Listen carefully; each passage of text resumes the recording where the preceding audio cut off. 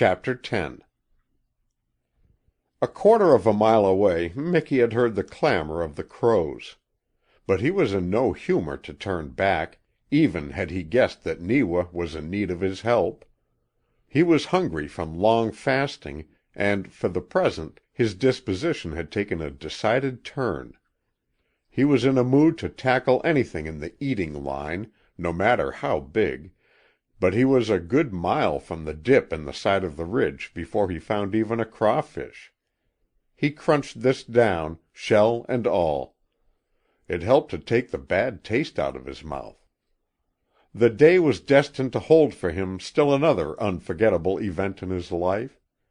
Now that he was alone, the memory of his master was not so vague as it had been yesterday, and the days before. Brain pictures came back to him more vividly as the morning lengthened into afternoon, bridging slowly but surely the gulf that Neewa's comradeship had wrought. For a time the exciting thrill of his adventure was gone. Half a dozen times he hesitated on the point of turning back to Neewa. It was hunger that always drove him on a little farther. He found 2 more crawfish.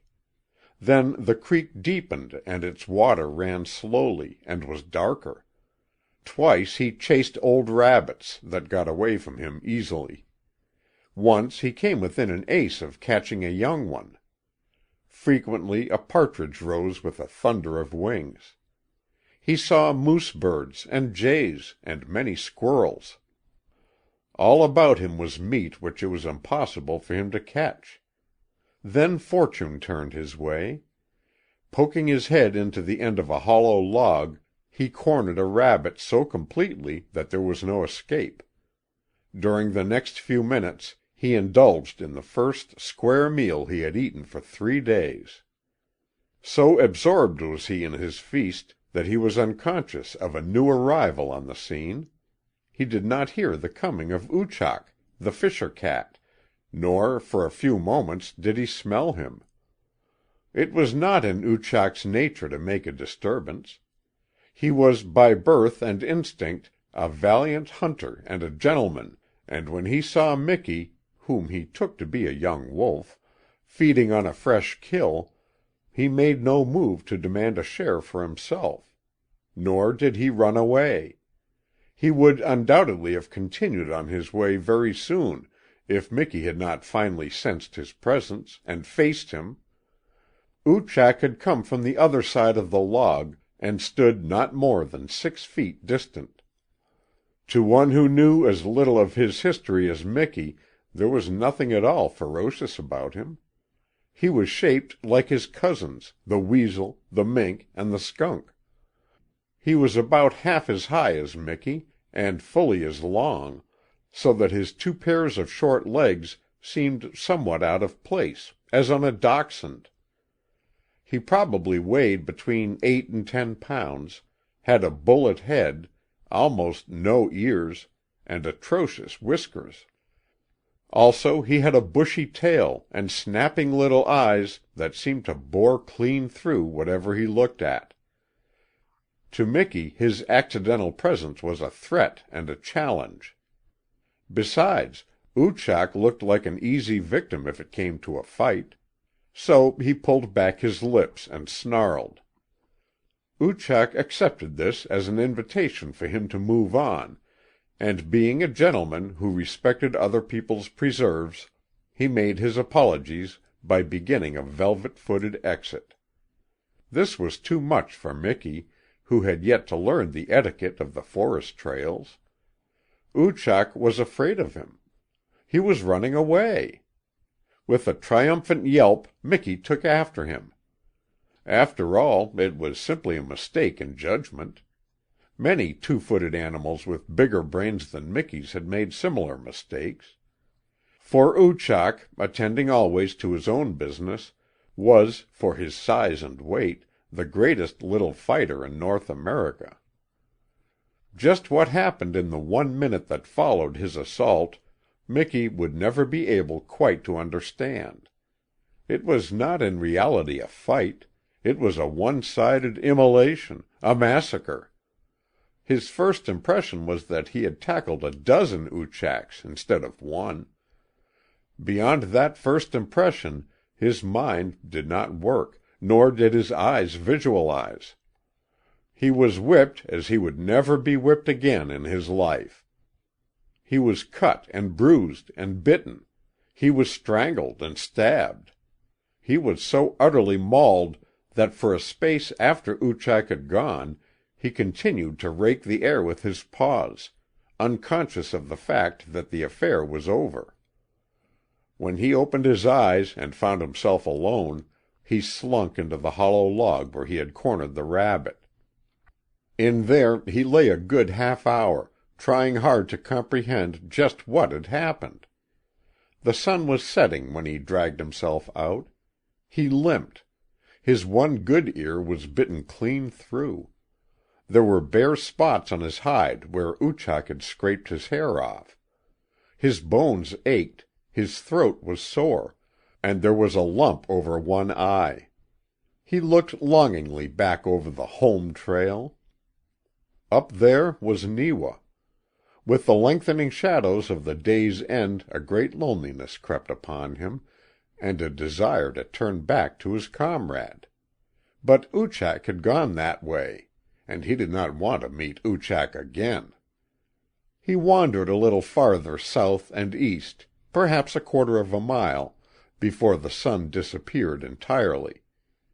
In the thickening gloom of twilight he struck the big rock portage between the Beaver and the Loon.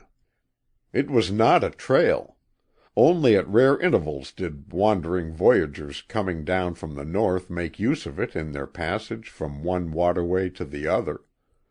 3 or 4 times a year, at the most, would a wolf have caught the scent of man in it. It was there tonight, so fresh that Miki stopped when he came to it, as if another Oochak had risen before him. For a space he was turned into the rigidity of rock by a single overwhelming emotion. All other things were forgotten in the fact that he had struck the trail of a man, and, therefore, the trail of Challoner, his master. He began to follow it, slowly at first, as if fearing that it might get away from him. Darkness came, and he was still following it.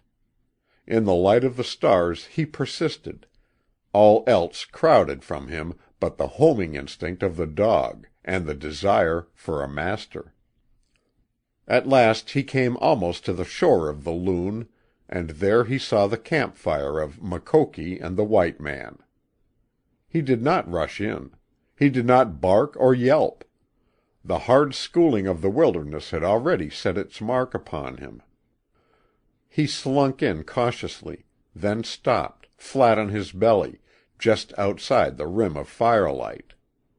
Then he saw that neither of the men was Challoner.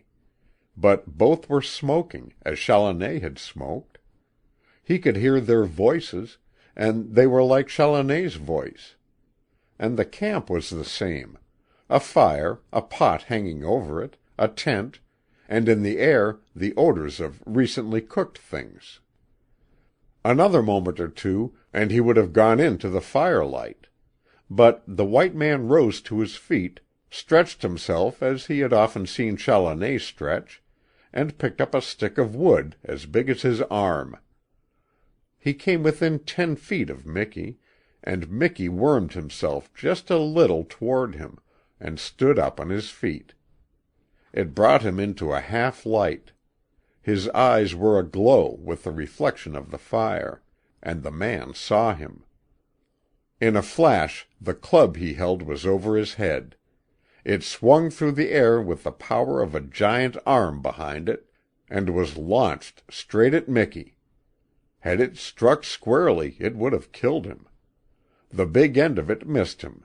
The smaller end landed against his neck and shoulder, driving him back into the gloom with such force and suddenness that the man thought he had done for him. He called out loudly to Makoki that he had killed a young wolf or a fox, and dashed out into the darkness. The club had knocked Miki fairly into the heart of a thick ground spruce. There he lay, making no sound, with a terrible pain in his shoulder. Between himself and the fire he saw the man bend over and pick up the club.